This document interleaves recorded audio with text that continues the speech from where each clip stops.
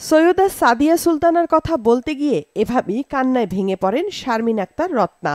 2010 সালে কমনওয়েলথ শুটিংয়ে জুটি করে বাংলাদেশকে স্বর্ণ এনে দিয়েছিলেন সাদিয়া ও রত্না। সে সময় থেকেই দুজনের বন্ধুত্ব। দুজনের বিয়ের বয়স, এমনকি দুজনের সন্তানদের বয়সও প্রায় কাছাকাছি। সাদিয়া ও রত্না একে অপরের সঙ্গে যোগাযোগ রাখতেন নিয়মিত। সাদিয়া ছিলেন চুপচাপ স্বভাবের, নানা কারণে অভিমানী হয়ে ওঠেন এই শুটার। ভুগছিলেন অবসাদে, তার আচরণও কিছুটা অস্বাভাবিকতা ছিল। শুটিংয়ের মতো একটি খেলা যেখানে রাইফেল আর গুলির বিষয় রয়েছে, সেখানে সাদিয়াকে না রাখার সিদ্ধান্ত নেয় ফেডারেশন। এতে আরও হতাশা তৈরি হয় সাদিয়ার। আমার মনে হয় ওর সাথে শুটিং ফেডারেশনে দীর্ঘদিন আমি কাটিয়েছি, কারণ আমার রুমমেট ছিল, আমার এক বেডও শেয়ার করা হয়েছে। ওর লুজ আসলে এটা আমার জন্য মেনে নেওয়াটা টাফ। যদি বলেন যে ও যখন খেলছে তখন ওর মানসিক অবস্থা কেমন ছিল, আসলে ও একটু রিজার্ভ টাইপের মানুষ ছিল।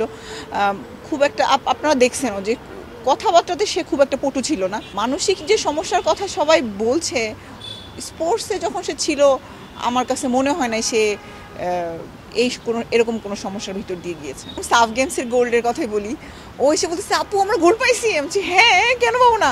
ওর উচ্ছ্বাসের কাছে না আমি আমার নিজের উচ্ছ্বাসটা ওইভাবে ওর কাছে প্রকাশ করতে পারিনি, কারণ ও ছোট মানুষ। আমাদের দুইজনের জুটিতে যে মেডেলগুলো আসছে ওটাতে ও খুব উৎফুল্ল। 2017 সালে সাদিয়ার গায়ে আগুন লাগার পর হাসপাতালে সবশেষ দেখা হয় রত্নার সঙ্গে। এরপর 2021 সাল পর্যন্ত নিয়মিত ফোনে কথা হলো। গত 3 বছরে একদমই যোগাযোগ ছিল না দুজনের। এর আগে যখনই কথা হয়েছে তখনই খেলায় ফেরা নিয়ে আগ্রহের কথা জানাতেন সাদিয়া। এই বিষয় নিয়ে তাকে মানসিকভাবে সাহস না দিতে পারার অপরাধ তাড়া করে বেড়ায় রত্নাকে।